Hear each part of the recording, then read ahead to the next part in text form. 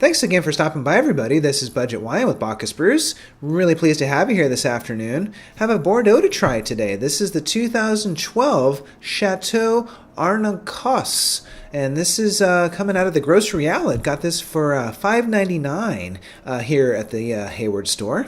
And I think it's as I was mentioning in a previous video, I think it's time that we really need to kind of step out of California and kind of get back to our Bordeaux roots and see what's going on over there, because truthfully the wine styles are significantly different. So and with any Bordeaux's tend to be expensive, so you definitely need to do your homework on both on vintage and producer. So having a declassified wine like this at $5.99 is really kind of low risk, so it's not a huge big deal. But if you're spending $50 on a bottle of Bordeaux and you don't really know what you're getting, you could be disappointed. So 2012 here in California was a fantastic vintage, but over in Bordeaux, it was one of the most challenging and difficult vintages in recent memory, actually. So why was it a difficult vintage? Well, in the early part of the season, you had some terrible weather. You have a lot of rain. So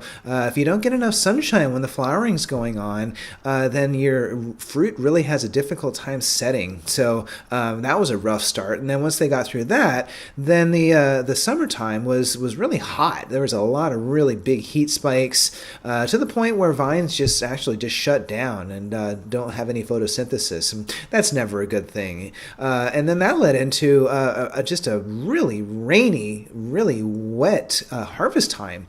So a lot of gray rot, a lot of mold, a lot of mildew, a lot of issues. When do you harvest when it's raining all the time? I mean, you really have to kind of pray and hope that the rain stops. But in this particular year, it just really didn't. So early ripening varietals like Merlot and Cab Franc tended to do a little bit better than later ripening varietals like Cabernet Sauvignon. So for this particular bottling, the breakdown of the varietal is 46% Merlot and 24% Cab Franc, with 30% Cabernet Sauvignon being the balance. Kind of again, what they call a right bank sort of setup with the Merlot being dominant, but it's not even half of it. So I'm kind of guessing that given the vintage, the Cabernet Sauvignon just really didn't ripen. So you can certainly use some of the wine for giving some body and some structure, but for ripeness, it just didn't happen this year. So the producer of this wine is a cooperative. They're called the Le Vigneron Réunis de Montségur. So Montségur is a village in Bordeaux, and this is a cooperative, just like it sounds, where you have pretty much anybody who wants to make wine there can make wine at their winemaking facilities. You also have chateaus like this one, petite chateaus that don't have this set up to do their own winemaking, so they bring their grapes and they do it here. So this outfit's really quite fascinating. If you want to take a look at their website and kind of see what they're doing, you can do private labeling with these guys. You can buy their bulk fruit, and then they also produce their own finished wines as well. So a lot going on, and the idea being that there's a lot of small properties that just don't have the financial capacity to make their own wine, so they get together and benefit from working as a team, which is really something that is wonderful, because you see communities kind of coming together for in this particular reason for winemaking. So let's go ahead and see what we have on the wine here. On the nose, have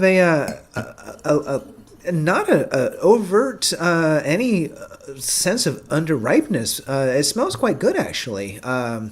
And again, being that this was a touch vintage, I'm kind of expecting the worst. But it's actually got a wonderful nose. So it's kind of what I would call a cherry pie sort of nose. So you've got kind of that wonderful baked cherry with some of that baking rack spices that you get from the barrel influence. It's really terrific, actually, and quite unexpected. So let's go ahead and see what we have on the palate and see how tough this vintage really was. And you can kind of immediately sense the softness of the wine. There's really no tannic structure or backbone to speak of. It's just immediately drinkable. Now, that said, this is a 2012, so we do have 6 years of age, but quite frankly, Bordeaux's typically, if they are in a normal vintage, then they're going to have a little bit more tannic structure, and this one certainly doesn't. So it would kind of make sense that 70% of your wine would not be Cabernet Sauvignon. What little ripeness there is in this wine, I'm gathering, probably comes from the Cabernet Franc with the Merlot, kind of just along for the ride. The Cabernet Sauvignon gives it a little bit of structure, but there's really kind of just on the finish a little bit of a thinness, and you can just kind of imagine these harvesters just dodging rainstorms, just trying to get the fruit in.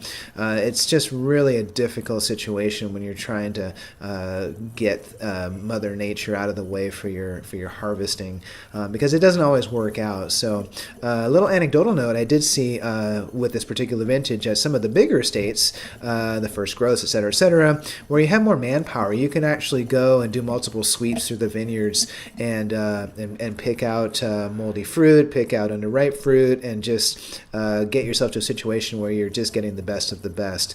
Minor properties like this one and the cooperatives probably in general just didn't have that sort of luxury to be able to really kind of micromanage the process and kind of have to take what you get. So winemaking is all about farming, and it doesn't always work out. So, but that said, for $5.99 to have a little bit of a age on a Bordeaux, it's always experiencing new things and kind of trying to get a better understanding of tasting wine, because it's not all about glory, and sometimes you just have to kind of expect to taste through difficult situations like this one. So all in all, though, I definitely would recommend you buy it, just because it's always an interesting process to learn about Bordeaux, because we all are Bordeaux-based in this world of wine we live in, and Cabernet Sauvignon is the most planted grape in California, so there you go. So thanks again for stopping by, everybody. This is Budget Wine with Bacchus Bruce. Always pleased to have you here. The 2012 Chateau Arnaucosse coming out of Bordeaux, and $5.99 at the grocery outlet. Have a wonderful day, and we'll see you in the tasting room.